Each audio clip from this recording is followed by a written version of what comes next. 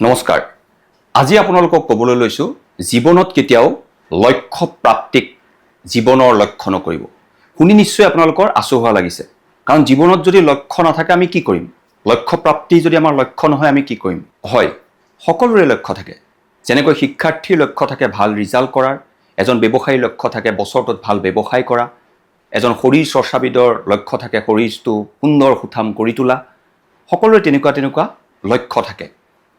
কিন্তু লক্ষ্য প্ৰাপ্তিক যদি আপোনালোকে জীৱনৰ লক্ষ্য কৰে, তেন্তে জীৱনত কেতিয়াবা নোহোৱা নোপোজা ঘটনাও হ'ব পাৰে, বহুত দুখ আহিবও পাৰে। সেয়ে আপোনালোকক কৈছোঁ, লক্ষ্য প্ৰাপ্তিক নহয়, কিন্তু লক্ষ্য প্ৰাপ্তিৰ বাবে যি প্ৰক্ৰিয়া, সেই প্ৰক্ৰিয়াটোক জীৱনৰ লক্ষ্য কৰি লওক। ইয়াৰ বাবে মই আপোনালোকৰ আগত আজি 4টা কাৰণ ক'ম। এখন খেল দুটা দলে খেলে। দুইটা দলৰে লক্ষ্য কিন্তু খেলখন জিকা। কিন্তু খেলখন সাধাৰণতে সেই দলটোৱে জিকে যিটো দলে সেই জিকিবৰ বাবে প্ৰক্ৰিয়াটোত অহৰহভাৱে সদায় লাগি আছে। অৰ্থাৎ হাৰা দলটোৰ যদি লক্ষ্য জিকা আছিল, জিকা দলটোৰ লক্ষ্য জিকাই আছিল।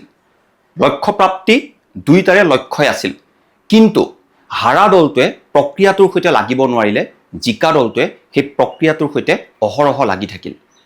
দ্বিতীয় কাৰণটো, লক্ষ্য প্ৰাপ্তি মাত্ৰ এটা মুহূৰ্তৰ আনন্দ। দুজন পৰীক্ষাৰ্থী পৰীক্ষাত ভাল নম্বৰ পালে।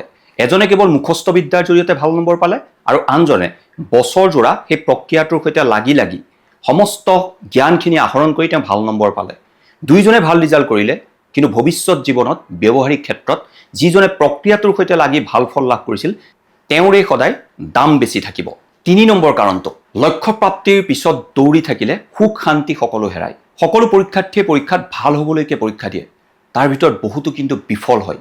তেওঁলোকেও আশা কৰিছিল যে পৰীক্ষা ভাল হ'ব, কিন্তু বিফলতাৰ পিছত তেওঁলোকৰ বহুতেই নোহোৱা নোপোজা কিছুমান ঘটনা সংঘটিত কৰে, যিবোৰ সাধাৰণতে আমি বাতৰিত পাই থাকোঁ। সেয়ে আপোনাৰ সন্তানক ক'ব, লক্ষ্য প্ৰাপ্তিক নহয়, লক্ষ্য প্ৰাপ্তিৰ বাবে যিটো প্ৰক্ৰিয়াৰ প্ৰয়োজন সেই প্ৰক্ৰিয়াটোক জীৱনৰ লক্ষ্য কৰি লওক। আৰু 4ৰ্থ কাৰণটো মই ক'বলৈ লৈছোঁ, যদি লক্ষ্য প্ৰাপ্তিয়ে জীৱনৰ লক্ষ্য হয়, তেন্তে এটা লক্ষ্যত আপুনি উপনীত হোৱাৰ পিছত পৰৱৰ্তী লক্ষ্যসমূহ আপোনাৰ মনৰ পৰা আঁতৰি যায়। আমি সাধাৰণতে দেখোঁ মেট্ৰিকত ভাল ফলাফল লাভ কৰা, মেট্ৰিকত ৰাজ্যৰ ভিতৰত স্থান দখল কৰা বহু শিক্ষাৰ্থী কিন্তু কালৰ সোঁতত হেৰাই যায়। তেওঁলোকক ভৱিষ্যত প্ৰজন্মই পাহৰি পেলায়, আমিও তেওঁলোকৰ নামবোৰ পাহৰি যাওঁ, কি ক্ষেত্ৰত তেওঁলোকে কি কৰি আছে সেয়া পাহৰি যাওঁ। তাৰ এটাই কাৰণ হ'ল, তেওঁলোকৰ জীৱনৰ লক্ষ্য প্ৰথমে বান্ধি লৈছিল যে মেট্ৰিকত ভাল ফল, তাৰ পৰৱৰ্তী সময়ত জীৱনটো কি কৰিব তাৰ বাবে তেওঁলোকে প্ৰক্ৰিয়াটোৰ সৈতে জড়িত হৈ পৰা নাছিল। ঠিক সেইদৰে খেলৰ পৃথিৱীটো যদি চাওঁ, প্ৰখ্যাত দৌৰবিদে এটা গ'ল্ড মেডেলৰ বাবে যদি তেওঁ লক্ষ্য বান্ধি লয়, তেন্তে সেই গ'ল্ড মেডেলটো পোৱাৰ পিছত তেওঁ পৰৱৰ্তী খেলসমূহত কিন্তু খুব ভাল প্ৰদৰ্শন কৰিব নোৱাৰে, কাৰণ তেওঁ লক্ষ্য প্ৰাপ্তি কৰিছিল সেই বিশেষ প্ৰতিযোগিতাখনৰ গ'ল্ড মেডেল। আৰু পৰৱৰ্তী সময়ত দেখা যায় যে সেই খেলুৱৈগৰাকীৰ নাম ক্ৰীড়া বিশ্বৰ পৰা ক্ৰমাৎ হেৰাই যাবলৈ ধৰিছে।